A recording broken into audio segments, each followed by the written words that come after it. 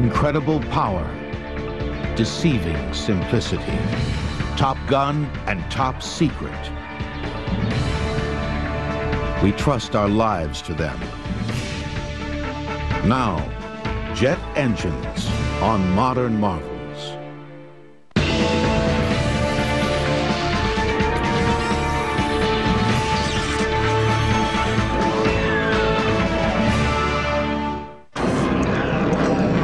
The SR-71 Blackbird, in the opinion of many, the greatest airplane ever made. Its two huge jet engines have the power of 45 diesel locomotives. It can fly from Los Angeles to New York in under an hour, at speeds faster than a bullet. The Blackbird, designed in the early 60s, is the crowning glory of one of the greatest eras of technological change in the history of mankind. The jet age. The term was synonymous with scientific and social progress in the 50s and early 60s. The jet age conjured up not just a technological revolution, but a radical change in the way human beings thought, acted, and lived. And the jet age was powered by this. The blast of hot gases out of the end of a metal tube, one of the simplest ideas for an engine in history. Any child who's ever blown up a balloon, then released it to zoom through the air as it deflates, has seen how jet power works. The most common form of jet engine today is the turbojet.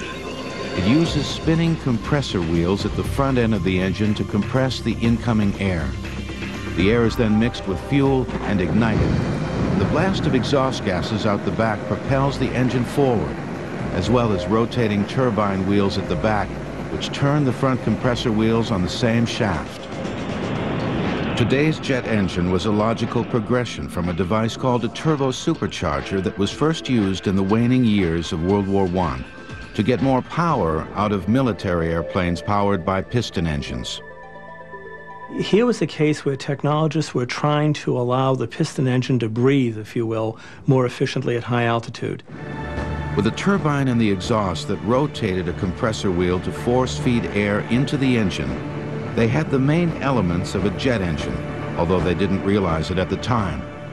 Ironically, for all their insight in developing these turbines, which had to operate in a very high-temperature exhaust environment, for all that insight, they missed the significance of directly connecting the turbine to the compressor. Propeller-driven piston-powered aircraft had a built-in speed limitation because propeller blades lose sound.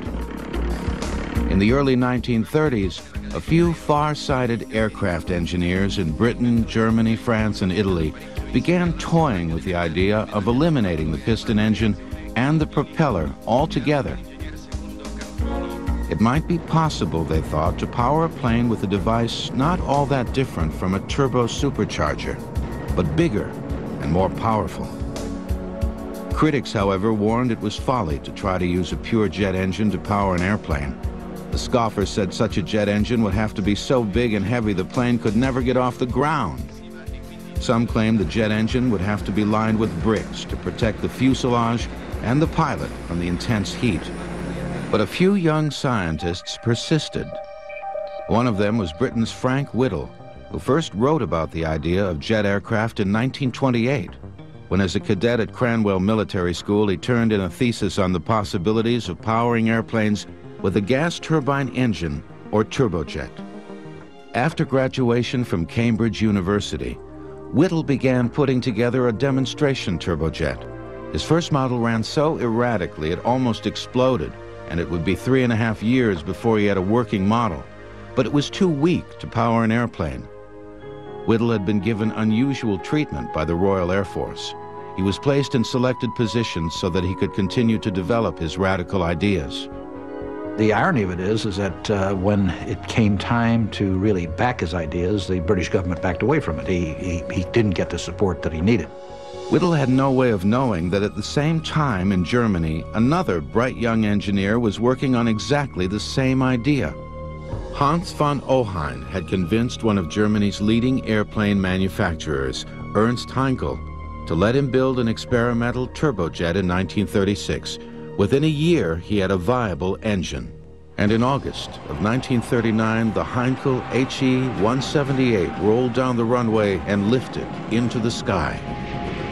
The world was about to change. The first jet engine was in the air. Germany was not about to announce to the world that it had just created the first turbojet airplane.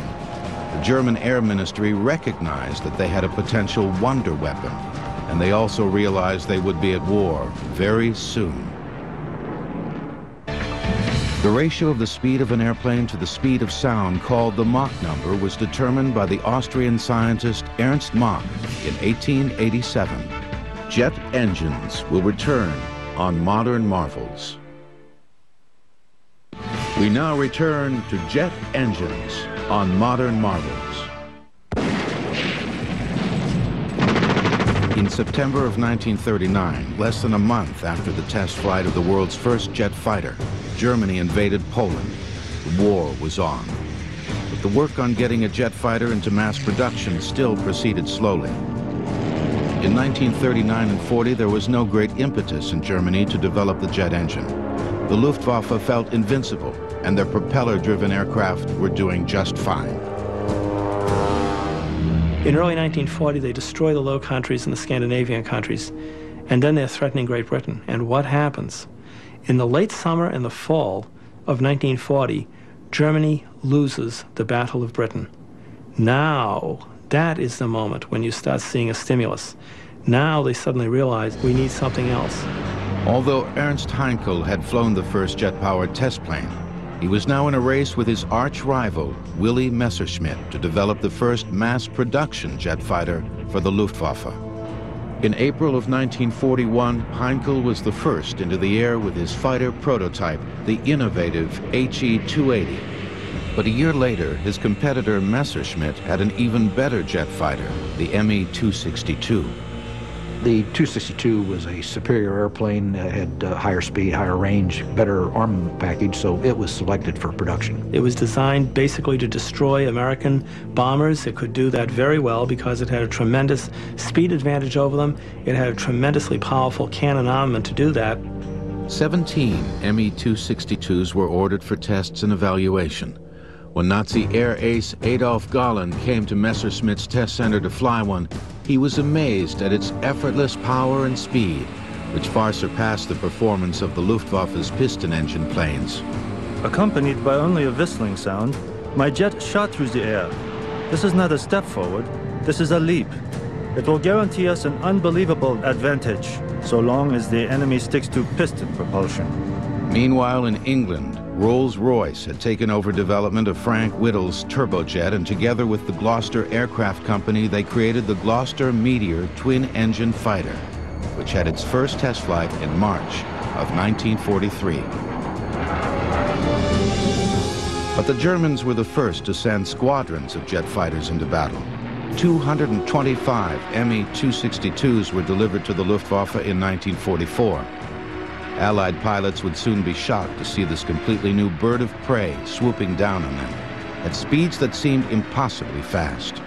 I think from an Allied pilot standpoint, what they were astonished at was encountering a fighter that could put its nose up and seemingly defy gravity and simply climb vertically away from them. That came as a real shock. U.S. fighter pilot Bob Hoover, shot down over the Mediterranean in 1944, saw his first jet from a German prison camp. I thought, my goodness, we've lost the war, because it was going so fast. I couldn't believe that there was anything like that in existence. And I thought, boy, I might be in this place forever. In one of the largest aerial armadas in history in March of 1945, the Allies sent 1,200 Flying Fortress bombers to attack Berlin, escorted by more than 600 piston engine fighters. The Germans scrambled 37 Me-262 jet fighters to intercept them, and the lightning-fast jets, although outnumbered nearly 50-1, managed to down 8 Allied bombers and 1 fighter. But the Me-262 came too late to make a difference in the war's outcome. From 1944 onwards, as the war worsened for the Nazis, German jet design began to show signs of desperation. Some of these fighter concepts were utterly bizarre, and so you started seeing weird little fighters like the Heinkel 162, the so-called Volksjäger, built out of plywood with a jet engine on the back of the airplane behind the pilot, or the Messerschmitt 163 Comet, which was a rocket-propelled fighter that used two hypergolic fuels. In other words, when the fuels were mixed, they would spontaneously combust. That was actually far more dangerous to its pilots than it ever was to the Allies. You had piloted surface-to-air missiles, the Bacham Natter. You had piloted air-to-surface guided bombs. Many of these would have required years. Some of their projects would have required decades to develop. The price of these ineffective projects was fewer effective planes like the Me-262 and the Arado 234, the world's first jet bomber. Meanwhile, the British, led by Frank Whittle, had their first jet fighter ready to go in late 1944. Called the Gloster Meteor, it helped intercept German V-1 buzz bombs, which were powered by a pulse jet, a jet engine that took intermittent gulps of air, producing the strange sound that gave the buzz bomb its name. The British Gloster Meteor and the German Me-262 never met in battle. The war was over before either of them could have any impact on the outcome. The U.S., lagging far behind, would not have an operational jet fighter until after the war was over. And during the war, U.S. military authorities initially had no idea how far behind they were. Aircraft engine manufacturers in the United States had shown little interest in developing jet engines. They were making millions selling piston engines to the military. They also had very little incentive to take great, bold leaps, if you will, because of the funding that was provided by the military. The military didn't provide funding for experimental research. If they wanted to do research, they more or less had to get that money from amortizing the profits on production programs. General Hap Arnold of the U.S. Army Air Corps arranged for the importation of Frank Whittle's jet engine technology from Britain to the United States. The General Electric Company in Lynn, Massachusetts, under conditions of great secrecy rivaling the Manhattan Project, began developing an American version of the Whittle jet. The GE engine, based in an American testbed airplane called the P-59 Aerocomet, powered the very first American jet airplane. Secret testing of the P-59 began in 1942 at Muroc Dry Lake, California, now known as Edwards Air Force Base, which was used as a training base for young pilots learning to fly piston engine fighters. To disguise the P-59, a fake wooden propeller was placed on its nose when it was moved across the base. Pilots on the south end of the lake were not really quite certain what was going on, but every now and then some would return to base with stories of an absolutely incredible encounter.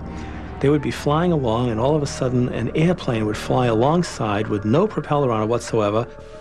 They were probably even a little more disturbed when they peered up into the cockpit and saw what appeared to be a gorilla wearing a derby hat and waving a stogie at them. Well, that gorilla wearing the derby and smoking the stogie was Bell's chief test pilot, Jack Willems.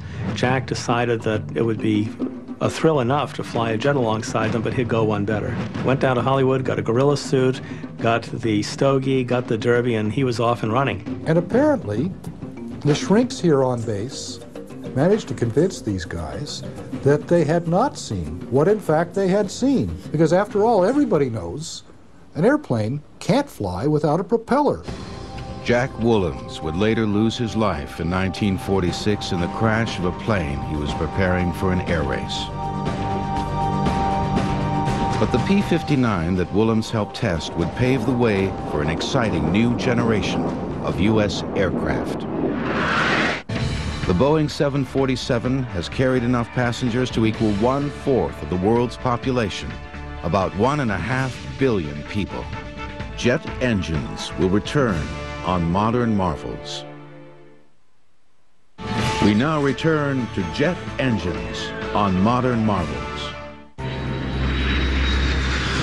As testing of the very first U.S. jet continued at Muroc Dry Lake in California, it became evident that it was too slow to be the airplane the military was hoping for. The P-59 would have been a very comfortable, nice propeller-driven fighter. What it is it's basically a piston engine propeller fighter without the piston engine, without the propeller, and with two jet engines buried in the wing roots. It had very little combat potential, but it was a tremendous learning tool. Completely unaware of the top-secret P-59 program, Kelly Johnson of Lockheed went to the U.S. military with a plan for a radically different jet aircraft. Willis Hawkins was a young airplane designer working for Kelly Johnson at the time. Finally, a senior colonel asked him to come into his office, and he said, first thing, you got to shut up about that airplane of yours. Secondly, we've got a twin-engined airplane that's flying today, jet engine, and it's no damn good. He said, if we give you a specification for an engine that's already running, will you go home and make us a proposal? 2 weeks later, Kelly Johnson submitted his unique proposal. And 3 weeks later, he had a contract to build America's first operational jet fighter, the P-80. It was the beginning of Lockheed's top-secret Skunk Works division, the advanced aircraft unit that would go on to build many legendary airplanes, including most recently, the Stealth Fighter. He was given a contract to conduct at Lockheed virtually an experiment in not only in the aircraft but in production. He demanded and received authority to have a sequestered workplace, to have no government interference, to be able to do a minimum of paperwork. Starting with the P-80 program, one of Kelly Johnson's rules at the Skunk Works was never to separate the engineering department from the manufacturing department. Willis Hawkins saw the value of that rule when he was in the office of one of the F-80's designers, Irv Culver. The manufacturing department on the floor below called up to say they needed a part designed to brace a small curved section of the bulkhead. Well, Irv said, let's go down to the shop. And he took a piece of cardboard and fiddled with it and cut it with scissors until it fit, bent up the edges, and he said, make it like that out of 060 aluminum. And the guy said, fine. And Culver said, bring it back, I gotta make a drawing of it. And that was what was meant by the communication with the shop. The all-new P-80 could fly at 560 miles an hour, about 150 miles an hour faster than the P-59. Bob Hoover, who saw his first jet from a German prison camp, was now a test pilot in the P-80 program, contending with early jet engines that after 5 hours would overheat and malfunction. Those days we didn't have ejection seats, and you knew you had to get it on the ground quickly or you were in a lot of trouble, because if the front light came on, that meant it's going to blow up pretty quick. In the world of fighter aircraft, models like the P-80 were designated P for pursuit. That changed in 1948 when the P became an F for fighter, as in F-80. The F-80 Shooting Star became America's first production jet fighter in 1944. It led to the more advanced and powerful F-84 Thunderjet in 1946. It was the first U.S. jet to have an ejection seat, an idea that was copied from the Germans. Bob Hoover was the first to use one in an emergency, or at least try to use one. It happened when the jet engine on his test plane suddenly malfunctioned. It's very abrupt when one of the jet engines freezes. That whole airplane lurches like that. And now it's just pitching over and I'm completely out of control. And so I thought, well, here we go with this seat. And so I reached down and pulled the handle and nothing happened. Then I opened the canopy and was sucked right out. And the reason for the ejection seat is to get you over the tail to avoid killing the pilot by hitting the tail. I went right into the tail and broke both legs right through the knees and landed way up in the Antelope Valley there. Near death from shock and exposure.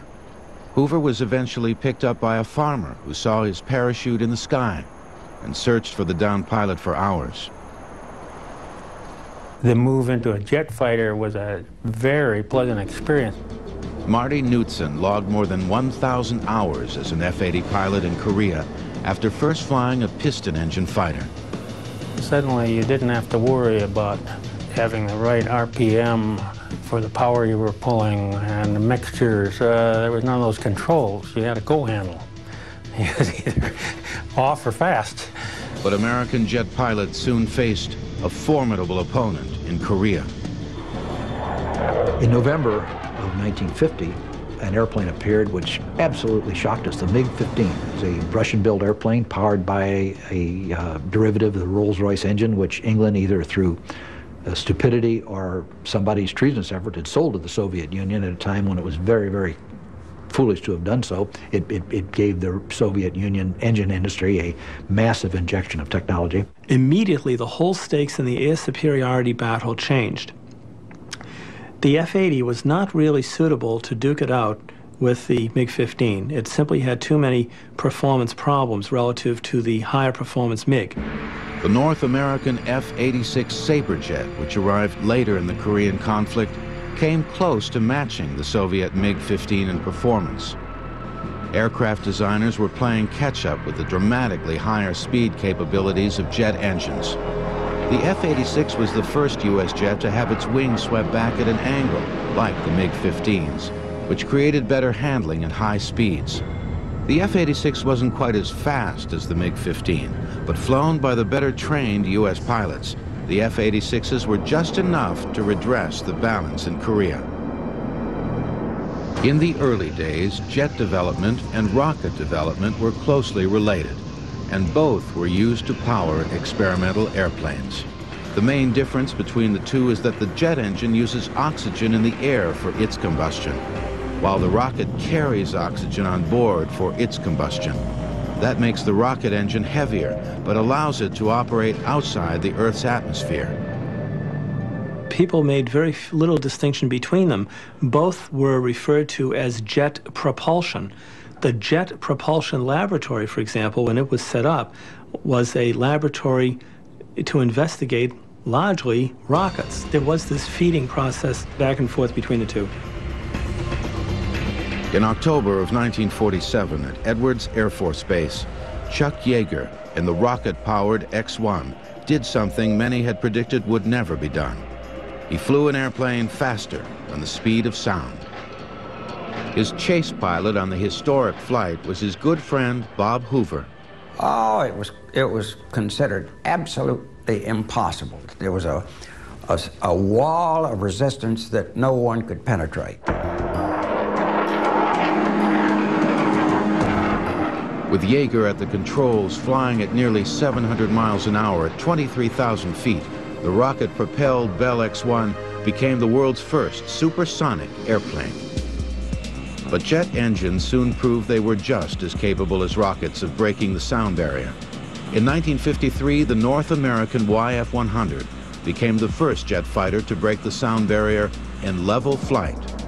It was powered by the highly successful and versatile J-57 jet engine made by Pratt & Whitney, which had become the second U.S. manufacturer of jet engines along with General Electric.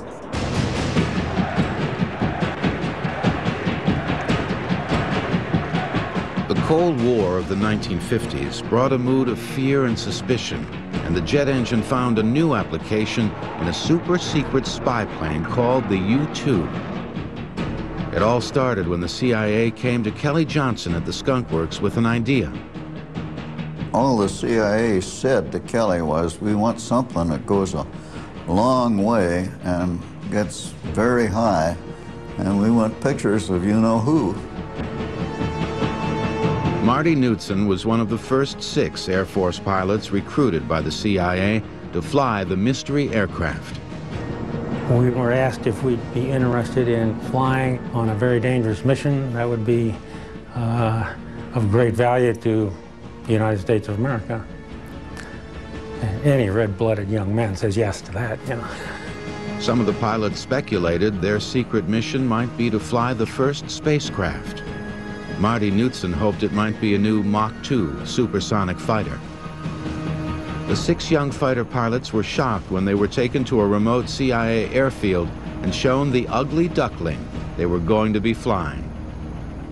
It didn't really look like my cup of tea, being a young hot fighter pilot, seeing this big, long, gangly wing thing sitting there. It may not have been pretty, but it was a jet, whose specially modified engine would propel it to incredible heights. We immediately started flying the airplane the next day and being told to start laying down operational plans for missions over Russia. Flying the U-2 was unlike anything Marty Knudsen had ever experienced as a pilot. You're almost like you're living in another world. You can just start to see the curvature of the Earth. Well, I guess I should say it's a big ego trip to sit up there at 70,000 feet and look down at that man's puny effort and the world below you. The U-2 was also powered by Pratt & Whitney's popular J57 engine. But to allow operation at 70,000 feet and higher, the engine had to be virtually hand-built, with much closer tolerances to minimize loss of air pressure at high altitudes. It was believed the U-2 could fly with impunity over the Soviet Union because no Soviet fighters or missiles could go high enough to shoot it down, and at first, that was true. The apparent invincibility of the U-2 lasted until May 1st, 1960, the day U-2 pilot Francis Gary Powers took off on a fateful mission over the Soviet Union. I was at Buda, Norway, where he was supposed to land, and I was supposed to take the airplane off on its next flight out of there. I started pre-breathing oxygen to fly, which you needed to do 2 hours before takeoff, and of course he never arrived. Powers had been shot down by a Russian missile and captured. He was sentenced to 10 years in a labor camp, but was released 2 years later in a spy exchange. The U.S. announced an end to the Soviet overflights, but the U-2 continued to fly. Exactly where is still classified. Perhaps the most amazing thing about the U-2 is that it is still flying on reconnaissance missions for the Air Force and research missions for NASA. We started to see a shift in aircraft development. Aircraft which had been designed for months of service or several years of service, now we started to see the potentiality of aircraft serving for decades of service. The U-2 isn't the only legendary Cold War jet still flying. The B-52 bomber has been in service since 1955, and like the U-2, was invaluable in the Persian Gulf in the 1990s. The B-52 was yet another landmark U.S. aircraft powered by Pratt & Whitney's J57 engine, the engine that won the coveted Collier Trophy for aviation design.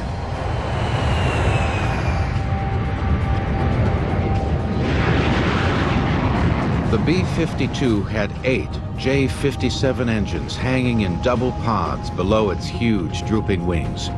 They enabled the world's largest jet bomber to cruise at more than 600 miles per hour and drop its bombs from 8 miles up, beyond the reach of anti-aircraft fire. Walter Boyne flew B-52s as an Air Force pilot in Vietnam.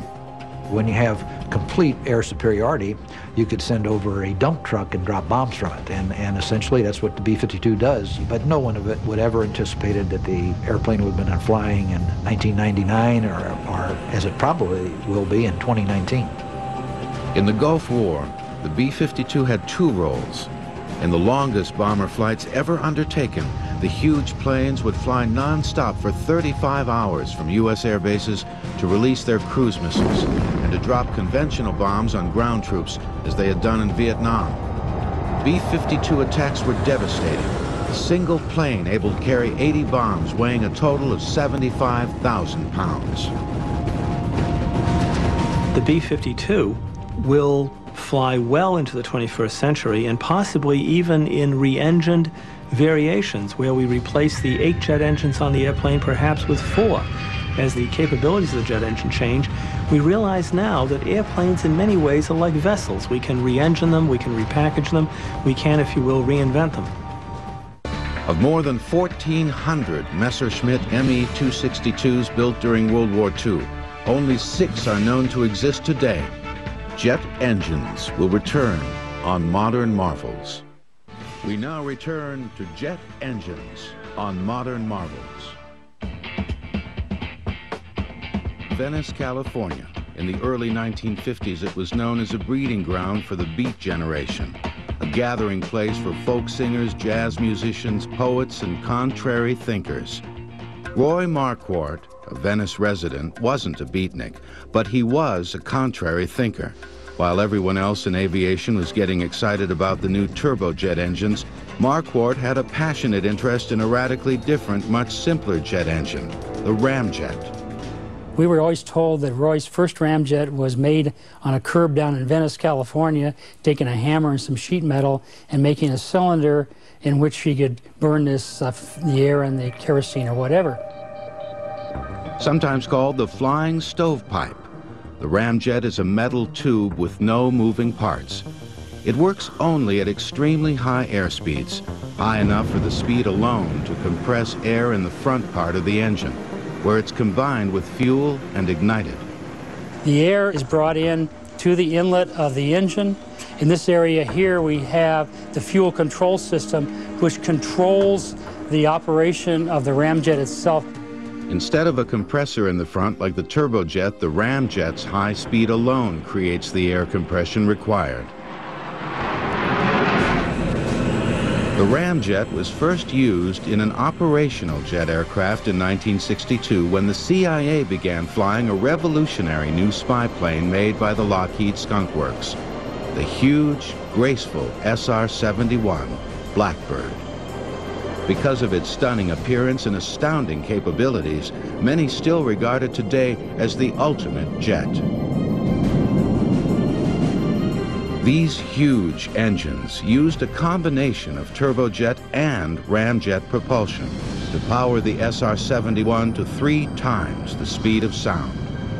Mythical, almost magical to those who knew it, and especially those who flew it, the now retired Blackbird flew faster and higher than any U.S. jet has to this day.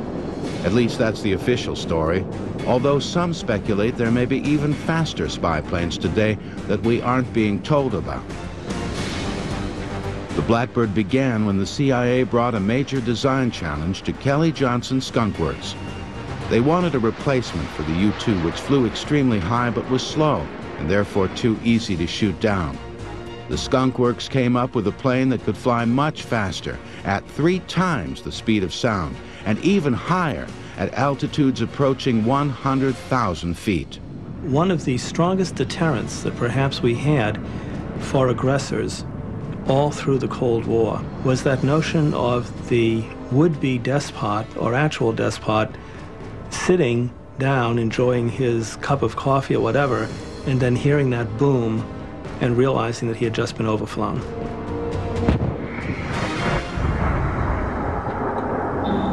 In the early 1950s, it was a commonly held view that while jet propulsion might make sense for military planes, the jet was impractical for use on passenger aircraft.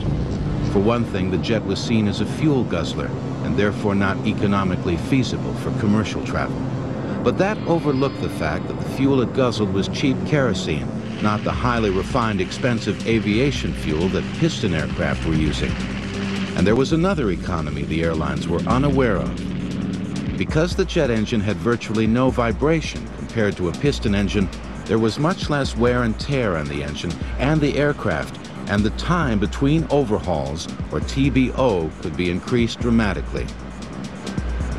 A lot of people think that the success of the jet age was because of the speed. The main factor was the economy. They would take the engines out and find they were just like new. And they'd put them back in again, and then they'd come back again, and they were still like new. The time between overhauls has soared from a few hundred hours on the piston airliners of the early 1950s to more than 20,000 hours on jet airliners today. In 1952, Britain became the first country to put a commercial passenger jet into service. The de Havilland Comet was celebrated as a huge breakthrough in international travel. But success turned to tragedy. After 2 disastrous crashes, all Comets were grounded. The problem turned out to be cracks in the fuselage due to metal fatigue, which caused the pressurized cabin to eventually explode. The first passenger jet in the United States, the Boeing 707, went into service in 1958. Its design was influenced by Boeing's B-52 bomber, and it used the same engines suspended from the wing in pods as on the B-52. 707 was a huge improvement over any passenger plane that had ever flown. You can say that the jet age really began when Pan American put the 707 into service, because that was the sustained service. The world never looked back after that. From the 1950s onwards, commercial aviation stopped being the province of an elite. It stopped being the stuff of rolling as people did, red carpets out to an airplane as passengers boarded. It now became a mass means of communication and travel. In 1958, more people flew across the North Atlantic than sailed across it that year. Within 10 years, world passenger air travel had quadrupled. There was a famous picture on the cover of Life magazine, and I think it showed 42 airplanes lined up waiting to take off at Kennedy. And it was becoming evident that the airlanes, and especially the busy hub airports, were becoming congested. And the answer was a bigger airplane. In 1970, Boeing, working in cooperation with Pan American Airways, produced what is still the biggest passenger jet ever, the gigantic 747. It was more than twice the size of a Boeing 707. The 747's 4 jet engines are so huge, you can stand inside the intakes. Today's 747 is very different from the one that came out in 1970. The engines make half as much noise, use 17% less fuel, and are more powerful. The original 1970 engines had about 20,000 horsepower at takeoff, and today's engines have about 5,000 more. It can carry more than 60,000 gallons of fuel and has a range of more than 8,000 nautical miles. That means its gas mileage is about 750 feet per gallon. The first 747s in the early 70s sold for $21 million. Today, a 747 will cost you $170 million. And you can order your choice of engines from either General Electric, Pratt & Whitney, or Rolls-Royce. It's been the flagship of the world's airlines now for almost 30 years. So it's time for another one. The next big development in air passenger travel will be just that, big. Airbus is developing what some are calling the Super Jumbo, a double-deck plane half as big again as a Boeing 747 and capable of carrying 600 or 700 people halfway around the world. New generation passenger jet engines being produced by GE for the Boeing 777 are the most powerful ever, reaching about 40,000 horsepower at takeoff. Nearly 30 years after Chuck Yeager broke the sound barrier, the Concorde carried the first supersonic passengers in 1976. The Concorde's 4 engines, developing about 16,000 horsepower each at takeoff, propel it to twice the speed of sound. The plane's development was paid for by the French and British governments, which helped eliminate a competing American design. Eventually, the Concorde planes were given free of charge to the respective national airlines in Britain and France. It has never been a profit-making aircraft, partly because its loud sonic boom prohibits travel over populated areas. I call it a technical miracle, which it is, but it's an economic disaster. Because of the sonic boom problem, many airline experts are pessimistic about the expansion of supersonic passenger travel. But $10,000 is a drop in the bucket where military air superiority is concerned, and that's where supersonic aircraft will continue to push the envelope. The first jet versus jet combat occurred in November of 1950 between an American F-80 and a Soviet MiG-15 over Korea. Modern marvels will return. In recent years, the jet's more glamorous cousin, the rocket engine, has been getting all the attention. But now the jet engine is hot again. Jets combined with rockets are on the cutting edge of NASA's newest technology to take us into space. NASA believes the revolutionary new scramjet could put payloads into orbit much cheaper than the rocket-powered space shuttle. But a jet engine needs air to work, so rockets which don't need air would take over beyond the Earth's atmosphere. The scramjet is a supersonic version of the simplest type of jet engine there is, the ramjet. Ramjet reaches a certain altitude, it becomes less efficient, and the scramjets, the supersonic combustion ramjets, become more efficient at the higher altitudes and the high Mach numbers. We're talking about Mach numbers between Mach 8 and Mach 20. This is probably the only way in the future that we're going to come up with low-cost access to space. Another new cutting-edge development in jet engines is called thrust vectoring. It allows the jet's exhaust to be aimed instantly in any direction, creating great maneuverability. Thrust vectoring technology was pioneered in the X-31 program at the NASA Dryden Research Center in California. The highly maneuverable X-31 staged an amazing demonstration at the Paris Air Show in 1995. The Air Force's new fighter jet, the F-22 Raptor, has thrust vectoring to a limited degree.